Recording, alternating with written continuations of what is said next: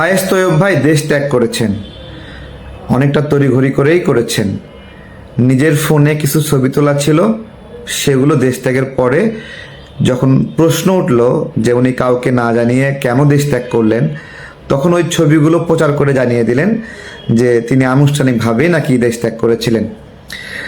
যখন ফায়েজ তৈয়ব ভাইয়ের বিরুদ্ধে বিভিন্ন নিউজ হচ্ছিল দুর্নীতি বিষয়ক, তখন 4 ফেব্রুয়ারি তার দেশ ত্যাগের নিষেধাজ্ঞার বিষয়ে আওয়াজ ওঠে। আমার প্রশ্ন, সেই কারণেই কি ঝুঁকি বিবেচনায় আপনি দেশ ত্যাগ করলেন? আপনি কি ভয় পাচ্ছিলেন কোনো কারণে, যে বা ভয় পাওয়ার মতো কোনো কিছু ছিল? অথবা বিএনপি কি আপনাকে শত্রু মনে করে, বা আপনি কি বিএনপিকে শত্রু মনে করেন, বা আপনি এমন কোনো কাজ করেছেন তাদের বিরুদ্ধে যেই কারণে মনে হতে পারে তারা আপনাকে আটকাতে পারে? জানি না, আমার প্রশ্ন ওই জায়গায় না। 26 টেরাবাইট যন্ত্রপাতি প্রয়োজন হয়, আপনি 126 টেরাবাইট যন্ত্রপাতি কিনেছেন। দুদকের যে অনুসন্ধান গণমাধ্যমগুলো এসেছে, দফায় দফায় পদে পদে দুর্নীতির নানা তথ্য গণমাধ্যমে এসেছে।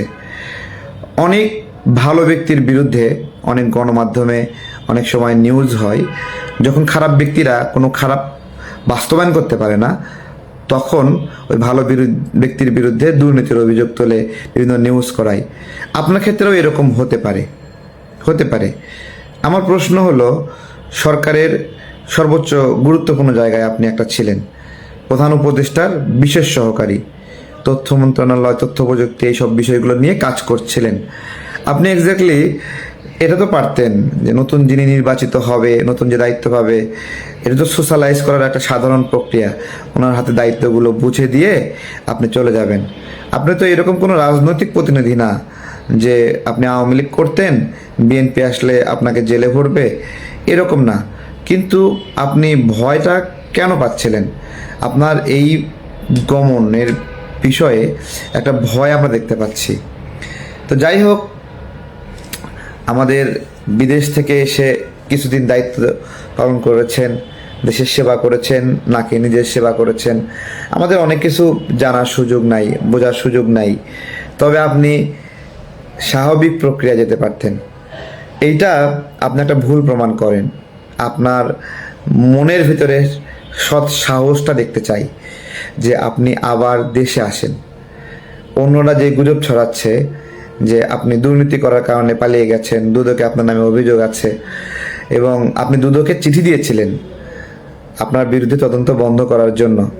আপনি একটা কাজ করেন, সৎ সাহসের সাথে এখন আবার দেশে আসেন। দেশে এসে প্রমাণ করেন যে আপনি দুর্নীতিগ্রস্ত নয়, আপনার দ্বারা দুর্নীতি সংগঠিত হয়নি, এবং আপনি 2 পয়সাও জনগণের টাকা, সরকারের টাকা লুটপাট করেননি, কোনো কমিশন বাণিজ্যে অংশ নেননি। এই প্রমাণগুলো আপনি আবার দেশে আসেন। আপনি যদি দেশে আসেন, আমি কিন্তু এই ভিডিওর মধ্য দিয়ে আপনাকে অভিযোগ করছি না, আপনার বিষয়ে যে নিউজগুলো হয়েছে সেই নিউজগুলোর কথাই বলছি। এই নিউজগুলো হয়েছিল, এগুলো আপনার বিরুদ্ধে ষড়যন্ত্রমূলক হতে পারে, কিন্তু একজন সৎ সাহসী ব্যক্তি সব ষড়যন্ত্র ফেস করে। এই যে যারা দায়িত্ব পালন করে, তড়িঘড়ি করে দেশ ছেড়ে চলে যায়, আমরা বলেছিলাম যে এই মানুষগুলো যেন 1টা বছর দেশে থাকে, যাতে করে দেশের মানুষগুলো তাদের অপরাধ হয় কি না, অপরাধ কি কিছুই হয় না, দুর্নীতি কি কিছুই হয়নি। আমাদের আসিফ মাহমুদ দুর্নীতি অভিযোগে অভিযুক্ত, তার পিএস এপিএস শত কোটি টাকা, এরকম যখন দুর্নীতির প্রমাণ আছে, তখন আপনি কিছুই দুর্নীতি করেননি এরকমই আমরা বিশ্বাস করতে চাই। কিন্তু আপনার তড়িঘড়ি করে যাওয়াটা আমাদের মনে সন্দেহ তৈরি করেছে। আপনি একটা কাজ করেন, সৎ সাহসের সাথে আবার দেশে আসেন, এবং দেশে এসে আপনি তো ফ্যাসিবাদের বিরুদ্ধে আন্দোলন সংগ্রাম করেছেন, আপনি অবশ্যই দুর্নীতির বিরুদ্ধে অনেক কথা বলতেন, তাহলে অবশ্যই আপনি দুর্নীতির বিরুদ্ধে একজন ব্যক্তি, তাহলে আপনার ওই সৎ সাহসটা এখন দেখানো উচিত যে আপনি আবার দেশে আসবেন এবং আপনার বিরুদ্ধে আনিত অভিযোগগুলো ফেস করবেন।